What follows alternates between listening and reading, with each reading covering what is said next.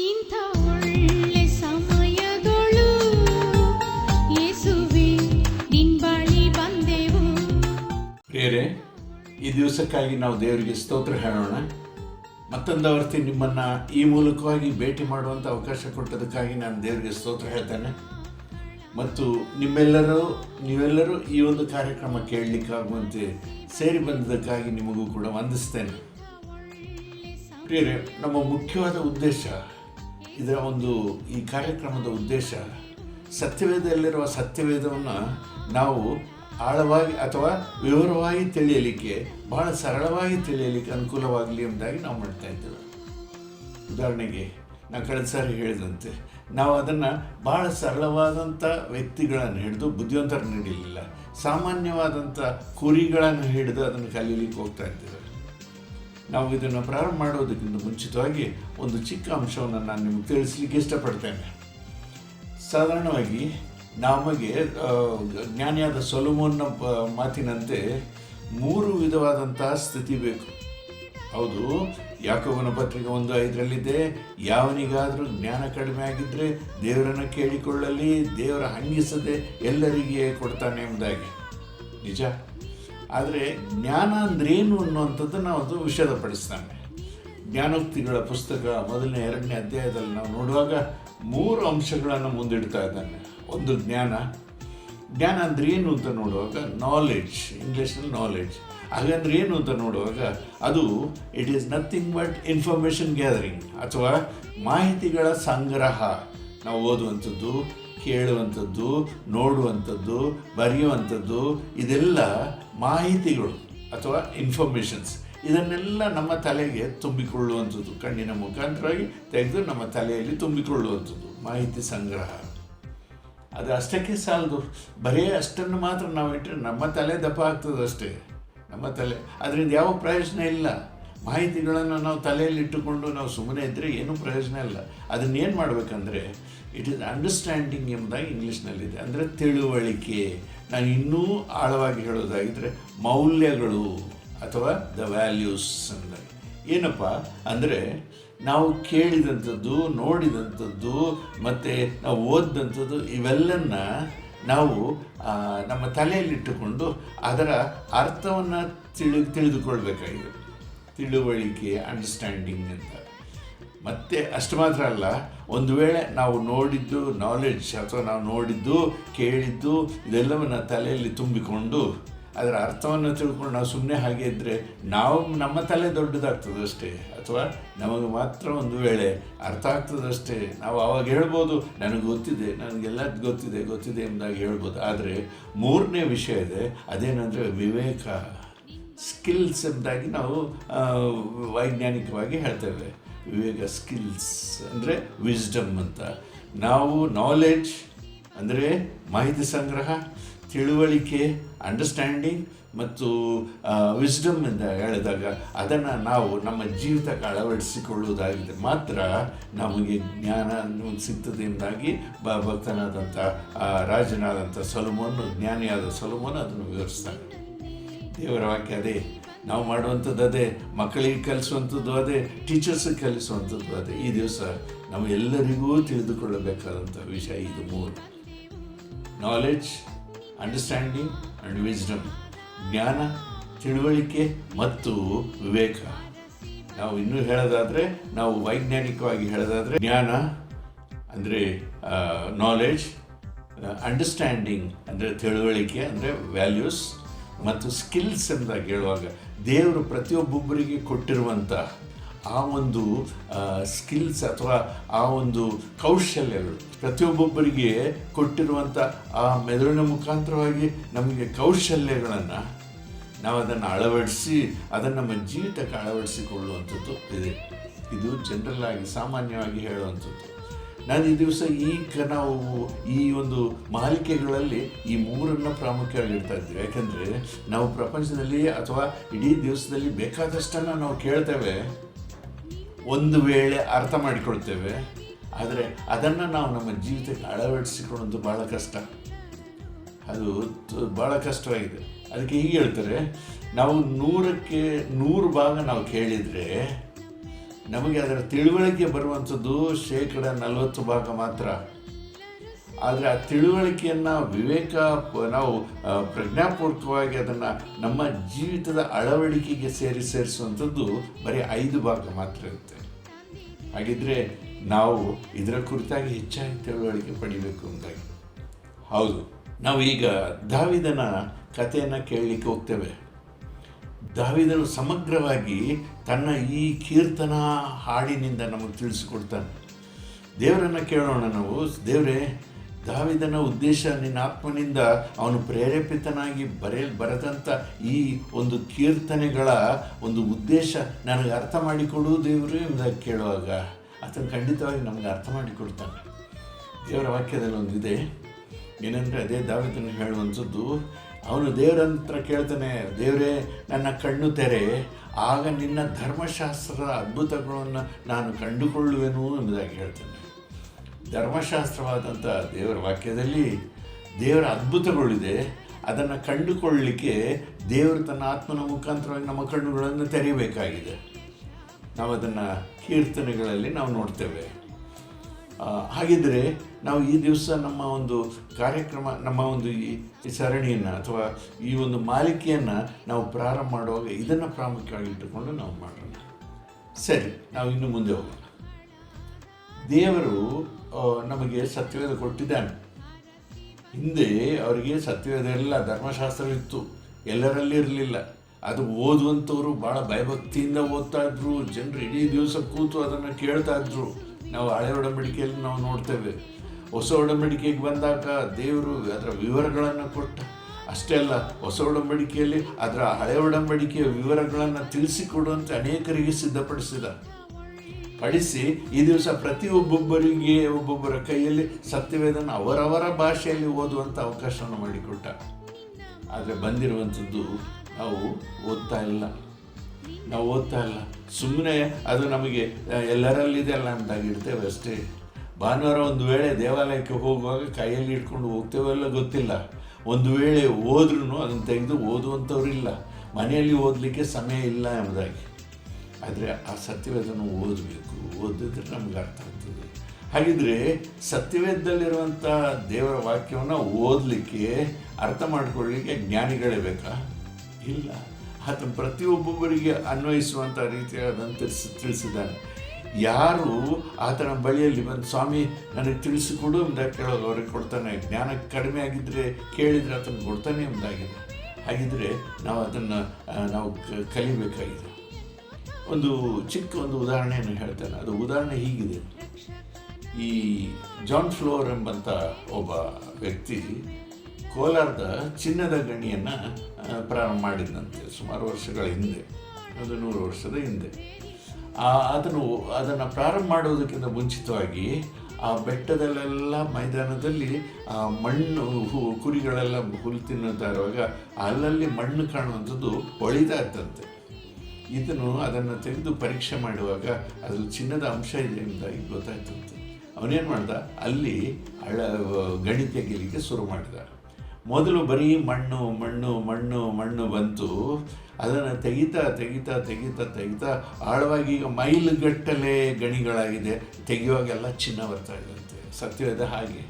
ನಾವು ಪ್ರಾರಂಭವಾಗಿ ಸತ್ಯವೇದವನ್ನು ಓದುವಾಗ ನಮಗೇನು ಗೊತ್ತಾಗೋದಿಲ್ಲ, ನಮಗೆ ಅರ್ಥವಾಗೋದಿಲ್ಲ. ಆದರೆ ಅದನ್ನು ನಾವು ದೇವರ ಸಹಾಯದಿಂದ ನಾವು ಆಳವಾಗಿ ಕೇಳಿದರೆ ದೇವರು ನಮಗೆ ಸ್ಪಷ್ಟವಾಗಿ ತಿಳಿಸ್ಕೊಡ್ತಾನೆ. ಅದಕ್ಕಾಗಿ ಮಾರ್ಕನ ಸುವಾರ್ತೆಯಲ್ಲಿ ಅದರಲ್ಲಿ ಹೀಗಿದೆ. ನಾನು ನಿಮಗೆ ಅದನ್ನು ಓದ್ತೇನೆ. ಯೇಸು ಸ್ವಾಮಿ ಕೂಡ ಅದನ್ನೇ ಮಾಡಿದ್ದು. ಯೇಸು ಸ್ವಾಮಿ ದೇವರ ವಾಕ್ಯವನ್ನು ತಿಳಿಸ್ಲಿಕ್ಕಾಗಿ ಅನೇಕ ಉದಾಹರಣೆಗಳನ್ನು, ಅದಕ್ಕೆ ಸಂಬಂಧಪಟ್ಟ ಉದಾಹರಣೆಗಳನ್ನು ತಿಳಿಸಿದ್ರು. ಅದರಲ್ಲಿ ಹೀಗಿದೆ. ಮಾರ್ಕನ ಸುವಾರ್ತೆ 4ನೇದೇ 33-34 ವಚನದಲ್ಲಿ ಆತನು ಈ ಥರದ ಅನೇಕ ಸಾಮ್ಯಗಳಿಂದ ಜನರ ಗ್ರಹಿಕೆಗೆ ತಕ್ಕ ಹಾಗೆ ದೇವರ ವಾಕ್ಯವನ್ನು ಹೇಳುತ್ತಿದ್ದನು. ಸಾಮ್ಯವಿಲ್ಲದೆ ಅವರಿಗೆ ಹೇಳಲಿಲ್ಲ, ಆದರೆ ಪ್ರತ್ಯೇಕವಾಗಿ ಆತನು ತನ್ನ ಆಪ್ತ ಶಿಷ್ಯರಿಗೆ ಎಲ್ಲವನ್ನು ಬಿಚ್ಚಿ ಹೇಳಿದನು. ನಾವು ಸಾಮಾನ್ಯ ಜನರು, ನಮಗೆ ಅದನ್ನು ಕಥಾರೂಪದಲ್ಲಿ ಅಥವಾ ಆ ಸಾಮ್ಯದ ರೂಪದಲ್ಲಿ ಅಥವಾ ಉದಾಹರಣೆಯ ರೂಪದಲ್ಲಿ ಆತನು ಅಂದು ಹೇಳಿದಂತೆ ಇಂದು ಕೂಡ ನಮಗೆ ಹೇಳ್ತಾ ಇದ್ದಾನೆ. ನಾನು ಮಕ್ಕಳ, ಯವನಸ್ಥರ ಮತ್ತು ಹೆಚ್ಚು ಕಲಿಯದಂಥವರಿಗೆ, ಆಸಕ್ತಿ ಇಲ್ಲದವರಿಗೆ ಈ ಕಥಾರೂಪದಲ್ಲಿ ಅವರ ಆಸಕ್ತಿಯನ್ನು ನಾನು ತೆಗೀಲಿಕ್ಕಾಗಿ ಅನೇಕ ಉದಾಹರಣೆಗಳನ್ನು ಹೇಳ್ತೇನೆ. ಅನೇಕ ಉದಾಹರಣೆ ಈ ಒಂದು ಮಾಲಿಕೆಗಳಲ್ಲಿ ಅನೇಕ ಜೀವಂತ ಅಂದರೆ ನಮ್ಮ ಜೀವಿತದಲ್ಲಿ ಆದಂಥ ಕೆಲವಾರು ಉದಾಹರಣೆಗಳನ್ನು ಹೇಳ್ತೇನೆ ಮತ್ತು ಅದನ್ನು ಅನ್ವಯಿಸಿಕೊಳ್ಳುವಂಥ ಒಂದು ಪ್ರಮೇಯ ಅಥವಾ ಅನ್ವಯಿಸಿಕೊಳ್ಳುವಂಥ ಒಂದು ಪ್ರಯತ್ನ ನಾನು ಮಾಡ್ತಾ ಇದ್ದೇನೆ. ಆಯಿತು, ದೇವರ ವಾಕ್ಯವನ್ನು ನಾವು ಕೇಳಲಿಕ್ಕೆ ಹೋಗೋಣ. ಸತ್ಯವೇದ ದೇವರು ನಮಗೆ ಕೊಟ್ಟಿದ್ದು.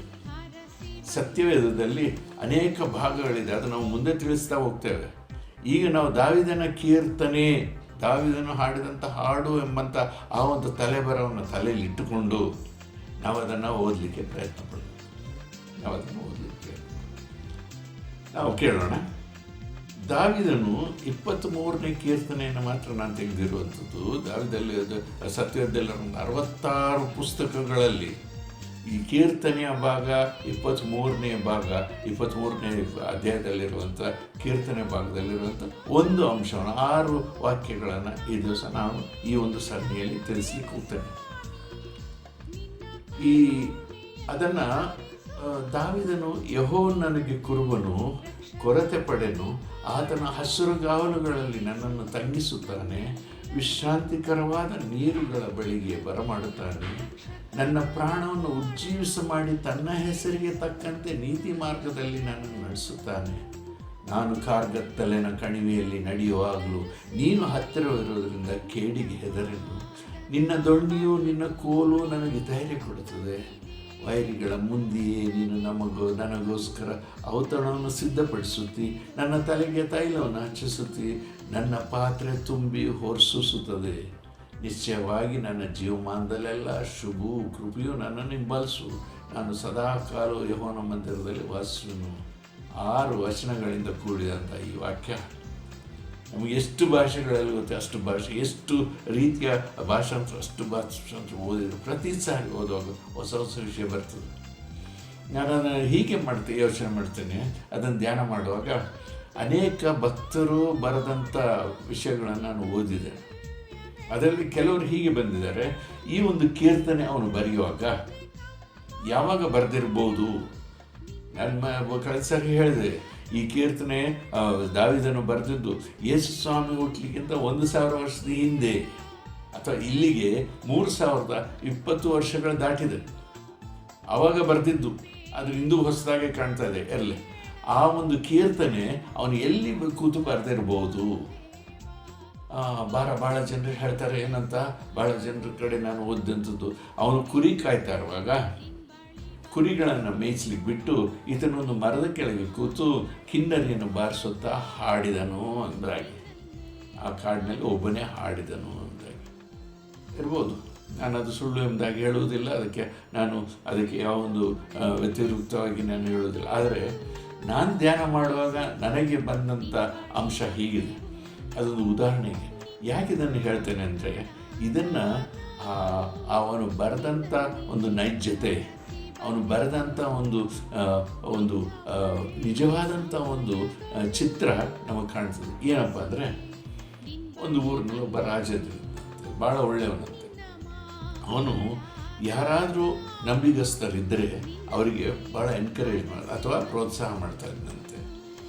ಆ ಊರಿನ ಪಕ್ಕದಲ್ಲಿ ಒಂದು ಹಳ್ಳಿ ಇತ್ತಂತೆ. ಅಲ್ಲಿ ಒಬ್ಬ ಕುರುಬನಿದ್ದಂತೆ. ಅವನು ಕುರಿಗಳನ್ನು ಮೇಯಿಸ್ತಾ ಇದ್ದಂತೆ. ಅವನು ಒಳ್ಳೆಯ ಹೆಸರನ್ನು ಪಡೆದಿದ್ದ. ಜನರೆಲ್ಲರೂ ಅವನನ್ನು ಬಹಳ ಒಳ್ಳೆಯದಾಗಿ ಶ್ಲಾಘಿಸ್ತಾ ಇದ್ರು. ಭಾಳ ನಂಬಿಗಸ್ತನು ಎಂಬುದಾಗಿ ಒಳ್ಳೆಯ ರೀತಿಯಲ್ಲಿ ಶ್ಲಾಘಿಸ್ತಾ ಇದ್ರು. ರಾಜನಿಗೆ ಕಿವಿಗೆ ಬಿತ್ತು ಇದನ್ನು. ಅವನನ್ನು ಕರೆಸಿ ಅವನಿಗೆ ಹೇಳಿದ್ರಪ್ಪ, ನಿನ್ನ ವಿಷಯದಲ್ಲಿ ಎಲ್ಲರೂ ಒಳ್ಳೆಯ ರೀತಿಯಲ್ಲಿ ಹೇಳ್ತಾ ಇದ್ದಾರೆ, ನೀನು ನನ್ನ ಆಸ್ಥಾನದಲ್ಲಿ ನೀನು ಕೆಲಸ ಮಾಡಬೇಕು. ರಾಜನ ಅಪ್ಪಣೆ. ಆತನ ಬಿಲ್ಲ ಅಂದಾಗಿ ಹೇಳುವಂತಿಲ್ಲ. ಆಯಿತು ಸ್ವಾಮಿ ಹೇಳಿ ಅವನ ಅರಮನೆಯಲ್ಲಿ ಕೆಲಸಕ್ಕೆ ಸೇರಿದ. ಅವನು ಮಾಡ್ತಾ ಇದ್ದದ್ದು ಕುರಿಗಳನ್ನು ಕಾಯಿಸುವಂಥದ್ದು. ಅದನ್ನು ಬಿಟ್ಟು ಅರಮನೆಯಲ್ಲಿ ಕೆಲಸ ಮಾಡಿದ. ಕೆಲವು ಕಾಲದ ನಂತರ ಇವನ ನಂಬಿಗಸ್ತಿಕೆಯನ್ನು ನೋಡಿ ಅರಸನು ಇವನಿಗೆ ವರ್ಗವನ್ನು ಕೊಟ್ಟು ಅಥವಾ ಆತನಿಗೆ ತೇರ್ಗಡೆಯನ್ನು ಕೊಟ್ಟು ಆತನಿಗೆ ಪ್ರಮೋಷನ್ ಕೊಟ್ಟು ಅವನನ್ನು ಆ ರಾಜ್ಯದ ಮಂತ್ರಿಯನ್ನಾಗಿ ಮಾಡಿದರು. ಯಾವ ಮಂತ್ರಿ? ಹಣಕಾಸಿನ ಮಂತ್ರಿ. ಯಾಕಂದರೆ ಆ ಒಂದು ಆರ್ಥಿಕ ಮಂತ್ರಿಯ ಒಂದು ಪದವಿ ಪಡೆಯುವಂಥದ್ದು ಬಹಳ ನಂಬಿಗಸ್ತಿಕೆ ಬೇಕು. ಯಾಕಂದರೆ ಸಂಪೂರ್ಣ ಇಡೀ ರಾಜ್ಯದ ಹಣ ಆಭರಣಗಳೆಲ್ಲ ಅವನ ಕೈಯಲ್ಲಿರ್ತದೆ.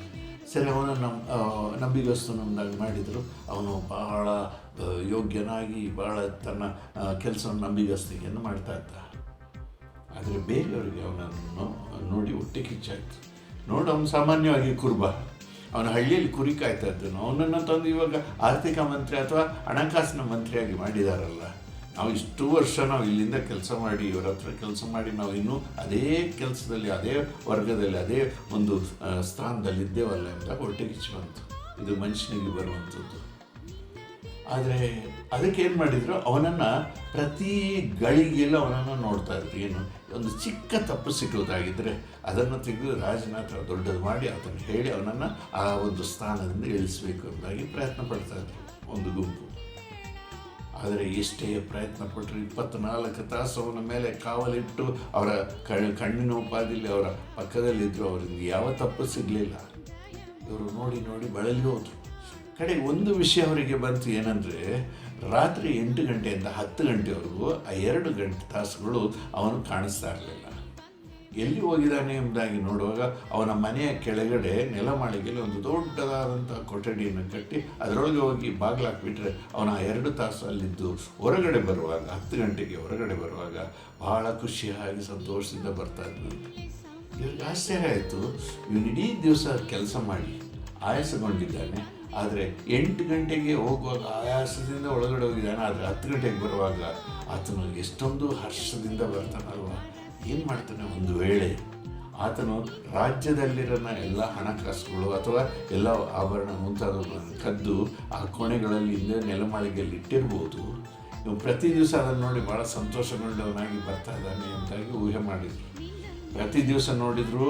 ಪ್ರತಿ ದಿವಸ ಅವನು 2 ತಾಸು ಆದ ನಂತರ ಅವನು ಸಂತೋಷದಿಂದ ಬರ್ತಾ ಇದ್ದ.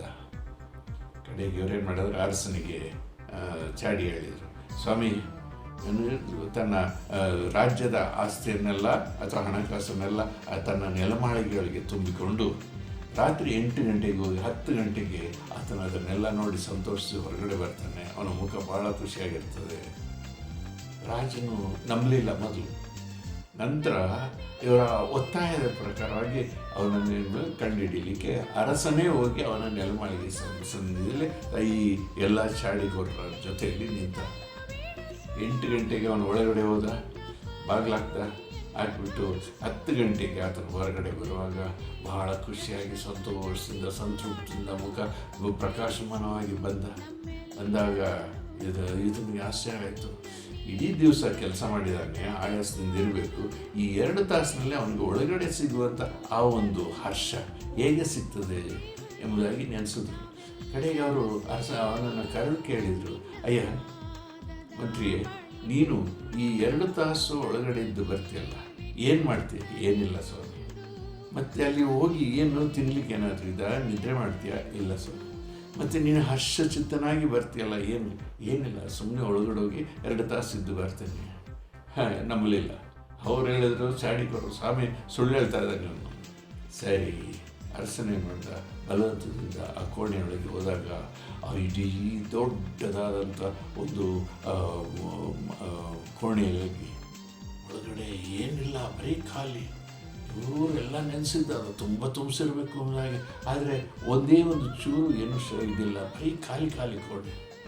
ಅರಸನಿಗೆ ಆಶ್ಚರ್ಯ ಆಯಿತು. ಕೇಳಿದರು, ಅಯ್ಯ, ಈ ಖಾಲಿ ಕೋಣೆಯಲ್ಲಿ ಬಂದು ಏನು ಮಾಡ್ತೀಯ 2 ತಾಸು ಎಂಬುದಾಗಿ ಹೇಳುವಾಗ, ಏನಿಲ್ಲ ಸರ್, ಬಂದು ಸ್ವಲ್ಪ ಹೊತ್ತು ಕೂತಿದ್ದು ಹೋಗ್ತೇನೆ. ಕಡೆಗೆ ಇವರೆಲ್ಲ ಮೂಲೆಯಲ್ಲಿ ಹುಡುಕಿದ್ರು. ಒಬ್ಬನ ಕೈಗೆ ಸಿಕ್ತು, ಸ್ವಾಮಿ ಇಲ್ಲಿ ಏನೋ ಇದೆ. ಏನು ನೋಡುವಾಗ ಕುರುಬನ ಕೋಲು, ಕುರುಬನ ದೊಣ್ಣೆ, ಕುರುಬನ ಹಾಕಿಕೊಳ್ಳುವಂಥ ಬಟ್ಟೆ, ಆತನ ಕವಣೆ, ಇದೆಲ್ಲ ಮೂಲೆಯಲ್ಲಿದೆ. ಸರಿ, ಇದನ್ನು ತಂದು ಇದನ್ನು ನೋಡಿ ಇವನೇನು ಮಾಡ್ತಾ ಇದ್ದ ಎಂಬುದಾಗಿ ಕೇಳುವಾಗ ಅವನು ಹೇಳಿದಂತೆ, ಸ್ವಾಮಿ, ನನ್ನ ಕಸುಬು, ನನ್ನ ಕುಲ ಕಸುಬು, ನಾನು ಭಾಳ ಇಷ್ಟಪಡುವಂಥದ್ದು ಕುರಿಗಳನ್ನು ಸಾಕುವಂಥದ್ದು, ಕುರಿ ಮೇಯಿಸುವಂಥದ್ದು. ಆದರೆ ಇಲ್ಲಿ ನನಗೆ ನನಗೆ ಒಂದು ದೊಡ್ಡ ಹುದ್ದೆ ಕೊಟ್ಟರೆ ನನಗೆ ಆ ಹುದ್ದೆ ನನಗೆ ಭಾರವಾಗಿತ್ತು. ಆದರೆ ಪ್ರತಿ ಸಾಯಂಕಾಲ ನಾನು ಈ ಕೋಣೆಯೊಳಗೆ ಒಂದು ಬಾಗಿಲು ಹಾಕಿ ನನ್ನ ಬಟ್ಟೆಯನ್ನೆಲ್ಲ ತೆಗೆದು ಈ ಕುರುಬನ ಬಟ್ಟೆಯನ್ನು ಹಾಕಿಕೊಂಡು ಕೈಯಲ್ಲಿ ಕೋಲು ಹಿಡಿದು ದೊಣ್ಣೆ ಹಿಡಿದು ಕವಣೆ ಕೋಲನ್ನು ಹಿಡಿದು ನನ್ನ ಮನಸ್ಸಿನಲ್ಲಿ ಕುರಿಗಳನ್ನು ಊಹೆ ಮಾಡಿಕೊಂಡು ಕಲ್ಪಿಸಿಕೊಂಡು ಆ ಕುರಿಗಳನ್ನು ನಾನು ಮೇಯಿಸ್ತಾ ಇರ್ತೀನಿ. ನಾನು ನನ್ನ ಜೀವನದಲ್ಲಿ ಚಿಕ್ಕಂದಿನಲ್ಲಿ ಕುರಿಯನ್ನು ಹೇಗೆ ಕಾಯ್ದೆ ಎಂಬುದನ್ನು ನೆನಪು ಮಾಡಿ ಅದೇ ಥರ ಕುರಿಗಳನ್ನು ನೆನಪು ಮಾಡಿಕೊಂಡು ನಾನು ಕಾಯ್ತಾ ಇದ್ದೇನೆ. ನಾನು ಆ ಕುರಿಗಳನ್ನು ಕಾಯುವಾಗ ಯಾವ್ಯಾವ ಅನುಭವವನ್ನು ನಾನು ಹೊಂದಿದ್ನೋ ಅದನ್ನು ನಾನು ಈಗ ಊಹೆಯಲ್ಲಿ ತನ್ನ ಒಂದು ಧ್ಯಾನದಲ್ಲಿ ಅದನ್ನು ಊಹೆ ಮಾಡ್ಕೊಳ್ತೇನೆ ಎಂಬುದಾಗಿ ಹೇಳಿದಂತೆ. ಅರಸನಿಗೆ ಭಾಳ ಸಂತೋಷ ಆಯಿತು. ಆತನಿಗೆ ಹೊರಗಡೆ ಕರ್ಕೊಂಡು ಬಂದು ಆತ ಚಾಡಿ ಹೇಳಿದವ್ರಿಗೆ ಶಿಕ್ಷೆನ ಕೊಟ್ಟು ಆತನಿಗೆ ಉನ್ನತ ಸ್ಥಾನ ಕೊಟ್ಟನಂತೆ. ನಾನು ಇದನ್ನು ಓದುವಾಗ ದಾವೀದನು ಖಂಡಿತವಾಗಿ ಈ ಒಂದು ಸ್ಥಿತಿಯಲ್ಲಿದ್ದು ಆತನು ಕುರುಬನಾಗಿ ಅಲ್ಲ, ಆತನು ಯುದ್ಧ ಮಾಡುವಂಥ ಸ್ಥಿತಿಯಲ್ಲ, ಆತನು ಮದುವೆಯಾಗಿ ಹೆಂಡತಿ ಮಕ್ಕಳ ಜೊತೆಯಲ್ಲಿದ್ದಾಗಲ್ಲ, ಆತನು ರಾಜನಾಗಿ ಸಿಂಹಾಸನದ ಮೇಲೆ ಕುಳಿತು ದೇವರನ್ನು ಕುರಿತು ಧ್ಯಾನ ಮಾಡುವಾಗ, ಆತನ ದೇವರನ್ನು ಆರಾಧಿಸುವಾಗ ಆತನು ತನ್ನ ಒಂದು ಸ್ಥಿತಿಯನ್ನು ಅರ್ಥಕೊಂಡು ತನ್ನ ಕುರಿಯ ಸ್ಥಾನವನ್ನು ನೆನೆಸ್ಕೊಂಡು ಇದನ್ನು ಬರೆದಾಗ ನೆನೆಸ್ತಾನೆ. ನಿಜ ಅಲ್ವೇ? ಯೆಹೋವ ನನ್ನ ಕುರುಬನು, ಕೊರತೆ ಪಡೆನು. ಈತನು ತನ್ನ ಕುರಿಗಳ ವಿಷಯದಲ್ಲಿ ಕೊರತೆ ಪಡಲಿಲ್ಲ, ಯಾಕಂದರೆ ಕುರಿಗೆ ಬೇಕಾದ್ದನ್ನೆಲ್ಲ ಕೊಟ್ಟ. ಯಾಕಂದರೆ ಇವನು ನಿಜವಾದಂಥ ಕುರುಬ ಆಗಿದ್ದ. ಹಸಿರಾದಂಥ ಹುಲ್ಲುಗಾವಲಿಗೆ ನಡೆಸ್ಕೊಂಡು ಹೋದ, ಹೌದಲ್ಲ? ವಿಶ್ರಾಂತಿಕರವಾದಂಥ ನೀರು ಎಲ್ಲಿ ಕುರಿ ಆ ನೀರನ್ನು ಕುಡಿಯಲಿಕ್ಕೆ ಯೋಗ್ಯವಾದ ಸ್ಥಳ ಅಲ್ಲಿ ನಡೆಸ್ತಾ ಇದ್ದ. ಹಾಗೆ ಅವನು 6 ವಚನಗಳನ್ನು ಅನುಭವಪೂರ್ವಕವಾಗಿ ಆತನು ಬರೆದ ಎಂಬುದಾಗಿ ನಾವು ನೋಡ್ಬೋದು. ಪ್ರಿಯರೇ, ಈ ದಿವಸ ನಾವು ಈ 6 ವಚನಗಳು, ನಾವು ಕುರಿಯಾಗಿದ್ದುಕೊಂಡು 6 ವಚನಗಳನ್ನು ನಾವು ಕಲೀಲಿಕ್ಕೆ ಹೋಗೋಣ. 6 ವಚನಗಳೇನು ಸುಮ್ಮನೆ ಕೇಳುವಂಥದ್ದಲ್ಲ, ಬರೀ ಹೆಡ್ ನಾಲೆಡ್ಜ್ ಅಲ್ಲ, ಬರೀ ಪ್ರೆಸೆಂಟೇಷನ್, ನಿನ್ನೆ ನಾವು ಮಾತಾಡಿದಂತೆ ಬರೀ ಪ್ರೆಸೆಂಟೇಷನ್ ಅಲ್ಲ, ಬರೀ ಕೇಳುವಂಥದ್ದು ಅರ್ಥ ಮಾಡಿಕೊಳ್ಳುವಂಥದ್ದು ಮಾತ್ರ ಅಲ್ಲ, ಇದನ್ನು ನಾವು ಅನುಭವದಿಂದ ಅದನ್ನು ನಾವು ನಮ್ಮ ಜೀವಿತಕ್ಕೆ ಅಳವಡಿಸಿಕೊಳ್ಳುವಂಥ ರೀತಿಯಲ್ಲಿ ನಾವು ಧ್ಯಾನ ಮಾಡೋಣ. ನೆನಪಿಡಿ, ನಾವು ಬರೀ 20% ಅಥವಾ 5% ಮಾತ್ರ ನಮಗೆ ಅನುಭವಕ್ಕೆ ತರಲಿಕ್ಕೆ ಸಾಧ್ಯ.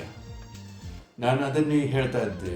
ನಾನು ಟೀಚರ್ಸ್ ಟ್ರೈನಿಂಗ್ ಕೊಡುವಾಗ, ಸಂಡೇ ಸ್ಕೂಲ್ ಟೀಚರ್ಸ್ ಟ್ರೈನಿಂಗ್ಗೆ ಕೆಲವು ತಂದೆ ತಾಯಿಗಳಿಗೆ ಹೇಳುವಂಥದ್ದು ಹೀಗೆ ಹೇಳ್ತಾ ಇದ್ದೆ.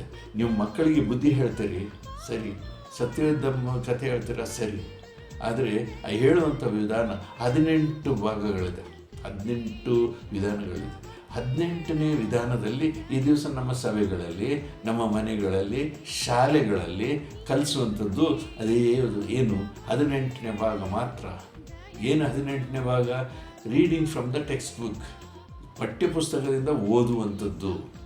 ನಾವು ಮನೆಯಲ್ಲಿ ಕುಟುಂಬ ಪ್ರಾರ್ಥನೆ ಹಾಗೆ ಅಲ್ಲ ಮಾಡುವಂಥದ್ದು, ಬರೀ ಸತ್ಯಗಳನ್ನು ತೆಗೆದು ಓದುವಂಥದ್ದು, ಎಲ್ಲರೂ ಕೈ ಕಟ್ಟಿ ಕೇಳುವಂಥದ್ದು, ಮನಸ್ಸಲ್ಲಿದ್ದರೂ ಚಿಂತೆ ಇಲ್ಲ. 17ನೇ ಭಾಗ ಏನು ಅಂದರೆ ಲೆಕ್ಚರಿಂಗ್ ಮೆಥಡ್. ನಮ್ಮ ಸಭೆಗಳಲ್ಲಿ, ಶಾಲೆಗಳಲ್ಲಿ ಕಲಿಸುವಂಥದ್ದು. ಹಾಗೆ ಆ ಟೀಚರ್ ಅಥವಾ ಫಾಸ್ಟ್ ಸಂಡೇ ಸ್ಕೂಲ್ ಟೀಚರ್ಸ್ ಅವರು ಅಥವಾ ತಂದೆ ತಾಯಿಗಳು ಅವರು ಲೆಕ್ಚರ್ ಕೊಡ್ತಾರೆ. ಲೆಕ್ಚರ್ ಕೊಡುವಾಗ ಎಷ್ಟರ ಮಟ್ಟಿಗೆ ಅವರ ತಲೆಗೆ ಹೋಗ್ತದೆ ಗೊತ್ತಿಲ್ಲ. ಹೀಗಿದೆ ಸಾಧಾರಣ ಮಕ್ಕಳಿಗೆ ಮನಸ್ಸನ್ನು ಕೇಂದ್ರೀಕರಿಸುವಂಥ ದೊಡ್ಡವರಿಗೆ, ಮಕ್ಕಳಿಗೆಲ್ಲ ಅದು 40% ಅವರು ಗ್ರಹಿಸಲಿಕ್ಕೆ ಸಾಧ್ಯ ಅಂತೆ, ಕಾನ್ಸಂಟ್ರೇಟ್ ಅಥವಾ ಕೇಂದ್ರೀಕರಿಸಲಿಕ್ಕೆ ಸಾಧ್ಯ ಅಂತೆ. ನಾನು ನಿಂತು ಮಾತಾಡಿದರೆ, ನಾನು 1 ತಾಸು ನಾನು ಪ್ರಸಂಗ ಮಾಡಿದರೆ ನಿಮ್ಮ ಮನಸ್ಸಿಗೆ ಬರೀ 40 ನಿಮಿಷ ಮಾತ್ರ ತಲೆಗೆ ಹೋಗಲಿಕ್ಕೆ ಸಾಧ್ಯ. ಮಕ್ಕಳಿಗೆ 40 ನಿಮಿಷ ಗ್ರಹಿಸುವಂಥ ಶಕ್ತಿ. ಆದರೆ ಅದಕ್ಕಾಗಿಯೇ ನಮ್ಮ ಶಾಲೆಗಳಲ್ಲಿ 40 ನಿಮಿಷ ಒಂದು ಪೀರಿಯಡ್ ಅಂತ ಮಾಡಿದರು. ಆದರೆ ಈಗ ಏನಾಗಿದೆ ಅಂತಂದರೆ, ಈಗ ಪರಿಸ್ಥಿತಿ, ಈ ದಿನನಿತ್ಯದ ಒಂದು ಪರಿಸ್ಥಿತಿಯನ್ನು ನೋಡುವಾಗ ಮಕ್ಕಳಿಗೆ ಮನಸ್ಸನ್ನು ಕೇಂದ್ರೀಕರಿಸುವಂಥದ್ದು ಬರೀ 5.5 ನಿಮಿಷ ಮಾತ್ರ ಅಂತೆ. 40 ನಿಮಿಷ ಒಂದು ಪೀರಿಯಡ್ಲಿ 5.5 ನಿಮಿಷ ಮಾತ್ರ ಅವ್ರ ಮನಸ್ಸಿಗೆ ಕೇಂದ್ರೀಕರಿಸಲಿಕ್ಕೆ ಸಾಧ್ಯ. ಕಾರಣ ಏನಂದರೆ, ಅವರಿಗೆ ಅನೇಕ ವಿಷಯಗಳು ಅವರ ತಲೆಯಲ್ಲಿ ತುಂಬಿರ್ತದೆ. ರಾತ್ರಿ ಅವರನ್ನು ಸರಿಯಾದಂಥ ನಿದ್ರೆ ಮಾಡುವುದಿಲ್ಲ. ತಲೆಯಲ್ಲಿ ಬರೀ ಅವ್ರು ನೋಡಿದಂಥ ಸಿನಿಮಾನ, ಆಡಿದಂಥ ಆಟ ಇದೇ ತಲೆಯಲ್ಲಿ ತುಂಬಿದಾಗ ಅವರ ನಿದ್ದೆ ಪ್ರಶಾಂತವಾದಂಥ ನಿದ್ರೆ ಮಾಡುವುದಿಲ್ಲ. ಮತ್ತು ಅಲ್ಲಿ ಹೇಳುವಾಗ ಅವರು ಹೇಳುವಂಥದ್ದು ಏನೋ ಒಂದು ಅವರು ಬೋಧಿಸುವಂಥದ್ದು ಹೇಳ್ತಾರೆ, ಮನಸ್ಸೆಲ್ಲೋ ಇರ್ತದೆ. ಬರೀ 5.5 ನಿಮಿಷ. ಹಾಗಿದ್ದರೆ ಇನ್ನೇನು ಮಾಡಬೇಕು? ಒಂದು ಗಾದೆ ಹೀಗಿದೆ, ಇಲ್ಲ ಮೊಹಮ್ಮದ್ನು ಬೆಟ್ಟದ ಹತ್ರ ಹೋಗ್ಬೇಕು, ಇಲ್ಲಾಂದರೆ ಬೆಟ್ಟ ಮೊಹಮ್ಮದ್ ಹತ್ರ ಬರಬೇಕು ಅಂತಾಗಿ. Mohammed should go to mountain or mountain should come to Mohammed. ಹಾಗಂದ್ರೇನು, ಬೆಟ್ಟದ ಹತ್ರ ಮೊಹಮ್ಮದ್ ಹೋಗಬೇಕು, ಇಲ್ಲವಾದರೆ ಬೆಟ್ಟ ಮೊಹಮ್ಮದ್ ಹತ್ರ ಬರಬೇಕು. ಯಾವ್ದು ಸಾಧ್ಯ? ಬೆಟ್ಟ ಮೊಹಮ್ಮದ್ ಹತ್ರ ಬರಲಿಕ್ಕೆ ಸಾಧ್ಯ ಇಲ್ಲ, ಆದರೆ ಬೆಟ್ಟದ ಹತ್ತಿರ ಮೊಹಮ್ಮದ್ ಹೋಗಬೇಕಾಗಿದೆ. ನಾವು ಅದನ್ನು ಕಲೀಲಿಕ್ಕೆ ನಾವು ನಮ್ಮ ಬೋಧನೆಯ ವಿಧಾನ, ನಾವು ಕೇಳುವಂಥ ವಿಧಾನವನ್ನು ಬದಲಾಯಿಸ್ಕೊಳ್ಬೇಕು. ಬರೀ ಪುಸ್ತಕ ನೋಡಿ ಓದುವಂಥದ್ದಲ್ಲ, ಬರೀ ಇತರರು ಹೇಳುವಂಥದ್ದು ಕೇಳುವಂಥದ್ದಲ್ಲ, ಬೇರೆ ಬೇರೆ ವಿಧಾನಗಳನ್ನು ಅವಲಂಬಿಸಬೇಕಂತೆ. ದೇವರ ಕೃಪೆಯಿಂದ ನನಗೆ ಅನೇಕ ವಿಷಯಗಳನ್ನು ಈ ದಿವಸ ನಾನು ಕಲೀಲಿಕ್ಕಾಯಿತು. ಬರೀ ಓದುವಂಥದ್ದು ಕೇಳುವಂಥದ್ದು ಮಾತ್ರ ಅಲ್ಲ, ಅದನ್ನು ಕೇಳುವಂಥ ಅಥವಾ ನಾನು ಬೋಧಿಸುವಂಥ ವಿಧಾನ ಬೇರೆ ಬೇರೆ ರೀತಿಯಲ್ಲಿ ಮಾಡಿದೆ. ಚಿತ್ರ ಸಹಿತವಾಗಿ ಹೇಳಿದೆ, ಆಟದ ಮುಖಾಂತರವಾಗಿ ಹೇಳಿದೆ, ಕತೆ ರೂಪದಲ್ಲಿ ಹೇಳಿದೆ, ಮ್ಯಾಜಿಕ್ ಅಥವಾ ಅವರ ಬೇರೆ ಬೇರೆ ಯತ್ನಗಳಿಂದ ಅಥವಾ ರೋಪ್ ಮುಂತಾದ ಅಥವಾ ಹಗ್ಗ ಅಥವಾ ಪೇಪರ್ ಕಟ್ಟಿಂಗ್, ಹೀಗೆ ಅನೇಕ ವಿಷಯಗಳು ತಿಳಿಸಿದೆ. ಮತ್ತು ಚಿತ್ರ ಬರೆಯುತ್ತಾ ಕಲಿಸುವಂಥದ್ದು, ಹಾಡಿನ ಮುಖಾಂತರವಾಗಿ ಕಲಿಸಿದೆ, ನಾಟಕದ ಮುಖವಾಗಿ ಕಲಿಸಿದೆ, ಮಕ್ಕಳು ಬಾಯ್ಪಾಠದಿಂದ ಕಲಿಯುವಂಥ ರೀತಿಯಲ್ಲಿ ಪ್ರೋತ್ಸಾಹ ಮಾಡಿದೆ, ಮತ್ತು ಅಭಿನಯ ಗೀತೆಗಳಿಂದ ಕಲಿಸಿದೆ. ಹೀಗೆ ಕಲಿಸುವಾಗ ಮಕ್ಕಳು ಈ ದಿವಸ ಅರ್ಥ ಮಾಡಿಕೊಂಡ್ರು. ಈ ದಿವಸ ನಾನು ಭಾಳ ಹೆಮ್ಮೆಯಿಂದ ಹೇಳ್ತೇನೆ, ಅನೇಕ ಕಡೆಗಳಿಗೆ ಹೋಗುವಾಗ ವಯಸ್ಸಾದಂಥ ಕೆಲವರು ಹೇಳ್ತಾರೆ, ನಿಮ್ಮನ್ನು ನಾವು ನೆನಪು ಮಾಡ್ಕೊಳ್ತೀವಿ, ನಾವು ಸಣ್ಣವರಿರುವಾಗ ನೀವು ಬಂದು ಈ ಕಥೆ ಹೇಳಿದ್ರಿ ಅಂತ ನೆನಪು ಮಾಡ್ತಾರೆ. ನಂಗೆ ಭಾಳ ಹೆಮ್ಮೆ ಆಗ್ತದೆ. ಈ ದಿವಸ ನಾವು ಸತ್ಯವೇದವನ್ನು ಈಗ ಕೇಳುವಂಥ ಈ ಕುರುಬನ ಕಥೆಯನ್ನು ಅದೇ ರೀತಿಯಲ್ಲಿ ಉದಾಹರಣೆಗಳನ್ನು ಜಾಸ್ತಿ ಇಟ್ಟು ನಾವು ಕೇಳಲಿಕ್ಕೆ ಪ್ರಯತ್ನ ಪಡೋಣ. ದೇವರು ನಮ್ಮ ಪ್ರಯತ್ನಗಳನ್ನು ಅವರು ಸಾಫಲ್ಯಗೊಳಿಸಲಿ ಮತ್ತು ಇದು ನಮ್ಮ ಮನಸ್ಸಿಗೆ ತಾಕುವಂಥ ರೀತಿಯಲ್ಲಿ ಅದನ್ನು ಕಾರ್ಯ ಮಾಡಲಿ ಎಂಬುದಾಗಿ ಮೊದಲು ದೇವರ ಹತ್ರ ಕೇಳೋಣ. ಪ್ರಿಯರೇ, ಸಾಮಾನ್ಯವಾಗಿ ನಾನು ಹೇಳಿದಂತೆ ನಾವು ಕೇಳುವಂಥದ್ದು ಸ್ವಲ್ಪ ಭಾಗ, ಅರ್ಥ ಮಾಡಿಕೊಳ್ಳುವಂಥದ್ದು ಸ್ವಲ್ಪ ಭಾಗ, ಅದನ್ನು ಅನುಷ್ಠಾನಕ್ಕೆ ತರುವಂಥದ್ದು ಇನ್ನೂ ಭಾಳ ಕಡಿಮೆ ಎಂಬುದಾಗಿ. ಈಗ ಕೇಳುವಂಥದ್ದು ಬರೀ ಕೇಳುವುದು ಮಾತ್ರ ಅಲ್ಲ, ಅದನ್ನು ಅರ್ಥ ಮಾಡಿಕೊಳ್ಳಲಿಕ್ಕೆ ಕೆಲವಾರು ವಿಧಾನಗಳನ್ನು ನಾವು ಮಾಡಬೇಕು. ಸ್ವಾಮಿ ಅದನ್ನೇ ಸಾಮ್ಯದ ಮುಖಾಂತರವಾಗಿ, ಕಥೆಯ ಮುಖಾಂತರವಾಗಿ ತಿಳಿಸಿತು. ನಾವು ಅದನ್ನು ಆಲೋಚನೆ ಮಾಡೋಕ್ಕೆ ಹೇಗೆ ನಾವು ಇತರಿಗೆ ಅರ್ಥ ಮಾಡಿಕೊಳ್ಳುವುದು ಎಂಬುದಾಗಿ. ಉದಾಹರಣೆಗೆ, ಸತ್ಯವೇದದಲ್ಲಿ 66 ಪುಸ್ತಕಗಳು ನಾವು ಹೇಳ್ತೇವೆ. ಹೊಸ ಒಡಂಬಡಿಕೆಯಲ್ಲಿ 27 ಪುಸ್ತಕಗಳು, ಹಳೆ ಒಡಂಬಡಿಕೆಯಲ್ಲಿ 39 ಹೇಳ್ತೇವೆ. ಅದನ್ನು ಬಾಯ್ಪಾಠ ಮಾಡ್ತೇವೆ, ಸ್ವಲ್ಪ ಹೊತ್ತಾದ್ಮೇಲೆ ಮರಿತೇವೆ. ಆದರೆ ಅದನ್ನು ಕಲಿಯುವಾಗ ಈ ರೀತಿಯಾಗಿ ಕಲಿತರೆ ಅದೊಂದು ನಮ್ಮ ನೆನಪಿನಲ್ಲಿ ಯಾವಾಗಲೂ ಸಾಯುವವರೆಗೆ ನಾವು ಅದನ್ನು ನೆನಪಿನಲ್ಲಿ ಇಡ್ಬೋದು. ಹೇಗೆ? ಹಳೆ ಒಡಂಬಡಿಕೆಯಲ್ಲಿ 39 ಪುಸ್ತಕಗಳು ಎಂಬುದಾಗಿ ಹೇಳುವಾಗ 39ರಲ್ಲಿ ಅದು ವಿಭಾಗ ಮಾಡಬೇಕಾಗಿತ್ತು. ಹೀಗೆ 5 ಪುಸ್ತಕಗಳು ಎಂಬುದಾಗಿ ನೋಡುವಾಗ ಅದು ಮೊಲದ ತಲೆಯ ಮುಖವನ್ನು ತೋರಿಸುವಂಥದ್ದು. 5 ಪುಸ್ತಕಗಳು 5 ಕಾಂಡಗಳು: ಆದಿಕಾಂಡ, ವಿಮೋಚನ ಕಾಂಡ, ಅರಣ್ಯಕಾಂಡ, ಯಾಜಕಾಂಡ, ಧರ್ಮೋಪದೇಶ ಕಾಂಡ, 5 ಪುಸ್ತಕಗಳು. ಮತ್ತು ಇನ್ನು 5 ಪದ್ಯಭಾಗ. ಆ ಪದ್ಯಭಾಗದಲ್ಲಿ ಯೋಬನು, ಕೀರ್ತನೆ, ಜ್ಞಾನೋಕ್ತಿ, ಪರಮಗೀತೆಗಳು ಮತ್ತು ಪ್ರಸಂಗಿ 5 ಪದ್ಯಭಾಗ. ಇನ್ನು ಈ 5 3 ಆಯಿತು. ಈಗ 12 ಅನ್ನುವಾಗ 12 ಕಿರಿಯ ಪ್ರವಾದಿಗಳಾಯ್ತಲ್ಲ, ಕಿರಿಯ ಪ್ರವಾದಿಗಳು ಮತ್ತು ಇನ್ನು 12 ಚರಿತ್ರಾ ಭಾಗ ಅಂದಾಗಿ ಸತ್ಯದಲ್ಲ ಅದನ್ನು ನೋಡೋದು. ಹಾಗಿದ್ರೆ ಈ ರೀತಿಯಾಗಿ ನಾವು ಉದಾಹರಣೆಗಳ ಚಿತ್ರಗಳ ಮುಖಾಂತರ ನೆನಪಿನಲ್ಲಿ ಇಟ್ಟುಕೊಳ್ಳೋ ರೀತಿಯಲ್ಲಿ ಹೇಳಿದರೆ ಅದು ಮಕ್ಕಳಿಗೆ, ದೊಡ್ಡವರಿಗೆ, ನಮಗೂ ಕೂಡ ಕಲಿಯುವಾಗ ಅರ್ಥ ಆಗ್ತದೆ. ಇನ್ನು ಹೊಸ ಒಡಂಬಡಿಕೆಯನ್ನು ನೋಡುವಾಗ 27 ಪುಸ್ತಕಗಳು. ಅದರಲ್ಲಿ 27 ಪುಸ್ತಕಗಳಲ್ಲಿ 4 ಸುವಾರ್ತೆಗಳು: ಮತ್ತಾಯ, ಮಾರ್ಕ, ಲೂಕ, ಯೋಹಾನ ಸುವಾರ್ತೆ. 1 ಚರಿತ್ರಾ ಭಾಗ, ಅದು ಅಪೊಸ್ತಲರ ಕೃತ್ಯಗಳು. ಮತ್ತು 1 ಪ್ರವಾದನೆಯ ಗ್ರಂಥ, ಅದು ಪ್ರಕಟಣೆಗಳ ಗ್ರಂಥ. ಇನ್ನು ಬಾಕಿ ಎಲ್ಲ ಪತ್ರಿಕೆಗಳು. ಸುಲಭ. ಹಾಗಿದ್ರೆ ಈ ರೀತಿಯಾಗಿ ನಾವು ಒಂದು ಅರ್ಥಗರ್ಭಿತವಾಗಿ ಓದಿ ಧ್ಯಾನ ಮಾಡುವಾಗ ಹೆಚ್ಚು ನಾವು ನೆನಪಿನಲ್ಲಿ ಇಟ್ಟುಕೊಳ್ಳಲಿಕ್ಕೆ ಸಾಧ್ಯ. ಪ್ರಿಯರು, ನಾನು ಮುಗಿಸ್ತೇನೆ ಈಗ. ಅದರ ಮುಂದಿನ ನಾನು ಮುನ್ನುಡಿಯ ಘಟ್ಟದಲ್ಲೇ ಇದ್ದೇನೆ. ಇನ್ನೂ ದಾವಿದನ ಕೀರ್ತನೆಯನ್ನು, ದಾವಿದನ ಹಾಡುಗಳನ್ನು ಪ್ರಾರಂಭ ಮಾಡಿಲ್ಲ. ಯಾಕೆಂದರೆ ಇದಕ್ಕೆ ಸಿದ್ಧತೆಗಾಗಿ ಹೇಳ್ತೀನಿ. ಒಂದು ವೇಳೆ ಯಾಕೆ ಇದನ್ನು ನಾವು ಯೂಟ್ಯೂಬ್ನಲ್ಲಿ ಕೊಟ್ಟೆವು ಅಂದರೆ, ಬರೀ ನಾವು ರೇಡಿಯೋದಲ್ಲಿ ಅಥವಾ ಬರೀ ಕಾನ್ಫರೆನ್ಸ್ನಲ್ಲಿ ಹೇಳಿದ್ರೆ ಈಗ ಕೇಳ್ತೀವಿ, ಮರಿತೀವಿ. ಈಗ ಕೇಳಿದಂಥವ್ರು ಕೆಲವರು ಕೇಳ್ತಾರೆ, ಇನ್ನು ಕೆಲವರು ಕೇಳಲ್ಲ, ಅವ್ರಿಗೆ ಅರ್ಥ ಆಗೋದಿಲ್ಲ. ಈ ಟ್ಯೂಬ್ನಲ್ಲಿ ಮಾಡುವಾಗ ಪದೇ ಪದೇ ಅದನ್ನು ಕೇಳುವಾಗ ಅದು ನಮಗೆ ಗಟ್ಟಿಯಾಗ್ತದೆ. ಅದಕ್ಕೆ ಈಗ ಹೇಳ್ತದೆ, ನಮಗೆ ಮೇಲಿಂದ ಮೇಲೆ ನಾವು ಕಲಿಯುವಾಗ ಅದು ನಮಗೆ ನಾವು ಸಿದ್ಧತೆಗೆ ಬರ್ತೇವೆ. ಇಂಗ್ಲೀಷ್ನಲ್ಲಿ ಭಾಳ ಚೆನ್ನಾಗಿದೆ, repetition is the mother of education ಅಂತ. ಪುನರಾವರ್ತನೆಯ ವಿದ್ಯೆಗಳ ತಾಯಿ. ಮೇಲಿಂದ ಮೇಲೆ ನಾವು ಕಲಿತ್ರೆ ಅದು ವಿದ್ಯೆ ಆಗಿ ನಮಗೆ ಸಾಯುವವರೆಗೆ ನಾವು ಬರುವುದಿಲ್ಲ. ದೇವರು ನಿಮ್ಮನ್ನು ಆಶೀರ್ವದಿಸಲಿ. ಮೊದಲನೇದು ಮೊನ್ನೆ ಕಳಿಸಿದ ಒಳ್ಳೆ ಉತ್ತಮವಾದಂಥ ಪ್ರತಿಕ್ರಿಯೆ ಬಂದಿದೆ. ಒಂದೇ ದಿವಸದಲ್ಲಿ 100 ಪತ್ರಿಕೆಗಳು ಅಥವಾ ಪ್ರತಿಕ್ರಿಯೆ ಬಂತು. ನಿಮ್ಮೆಲ್ಲರಿಗೆ ವಂದನೆ ತಿಳಿಸ್ತೇನೆ. ನಾವು ಇದನ್ನು ಆಸಕ್ತಿಯಿಂದ ನಾವು ಕೇಳುವುದು ಮಾತ್ರ ಅಲ್ಲ, ಬೇರೆಯವ್ರಿಗೂ ಅದನ್ನು ಹೇಳಿ ಈ ಯೂಟ್ಯೂಬ್ನಲ್ಲಿ ನೋಡುವಂತೆ ಅವರಿಗೆ ತೋರಿಸಿಕೊಡುವುದಾಗಿದ್ದರೆ ಅನೇಕರಿಗೆ ನಾವು ಸ್ವಾರ್ಥ ಕೊಟ್ಟ ಹಾಗಾಗ್ತದೆ. ಮತ್ತು ಈ ಬಾಲಿಶವಾದಂಥ ವಿಷಯಗಳು ನಿಮಗೆಲ್ಲರಿಗೂ ಆಶೀರ್ವಾದವಾಗಿದೆ ಎಂಬುದಾಗಿ ಹೇಳಿದರೆ ನಮಗೊಂದು ಫೋನ್ ಮಾಡಿ ಅಥವಾ ನನಗೆ ತಿಳಿಸಿಕೊಡಿ. ನಮಗೆ ತಿಳಿಸಿಕೊಡುವಾಗ ನಮಗೆ ಇನ್ನೂ ಪ್ರೋತ್ಸಾಹ ಬರ್ತದೆ. ಅಷ್ಟೇ ಅಲ್ಲ, ಇದರಲ್ಲಿ ಏನಾದರೂ ಬರೋದಾಗಿದ್ದರೆ ಇದು ಬೇಡ ಎಂಬುದಾಗಿ ಹೇಳೋದು, ನೀವು ಅದನ್ನು ಕೂಡ ನಿಮ್ಮ ಪ್ರತಿಕ್ರಿಯೆ ತಿಳಿಸ್ಬೋದು. ನಾವು ಆಲೋಚನೆ ಮಾಡ್ತೇವೆ. ದೇವರು ನಿಮ್ಮೆಲ್ಲರನ್ನು ಆಶೀರ್ವದಿಸಲಿ ಮತ್ತು ಹೆಚ್ಚಿನ ರೀತಿಯಲ್ಲಿ ನಿಮಗೆ ವಿವರಣೆ ಕೊಡಲಿ ಎಂಬುದಾಗಿ ದೇವರನ್ನು ಕೇಳ್ತೇವೆ. ನಿಮ್ಮೆಲ್ಲರಿಗೆ ನಾನು ವಂದನೆ ತಿಳಿಸ್ತೇನೆ.